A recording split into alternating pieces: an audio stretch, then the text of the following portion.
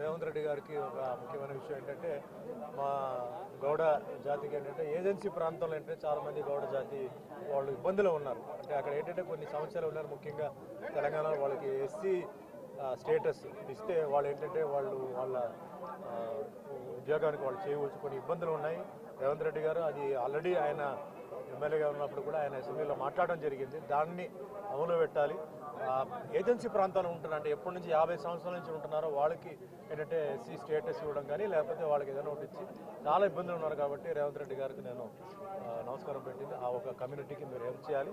మీకు ఎటువంటి ఇబ్బంది లేకుండా వాళ్ళకి కూడా ఇబ్బంది లేకుండా మీరు చేయాలని ఈరోజు నేను భగవంతుడి కోరుకుంటున్నాను. అదే మాదిరిగా ఆ సేవలు ఎప్పుడు ఉంటాయి. త్వరలో వచ్చి మిమ్మల్ని కలుస్తాను. సంక్రాంతి టైంలో కలుస్తాను. సో అందరూ బాగుండాలి, సంతోషంగా ఉండాలి, అందరూ మంచి ఉన్నత స్థాయికి ఎదగాలని మనస్ఫూర్తిగా కోరుకుంటున్నాను.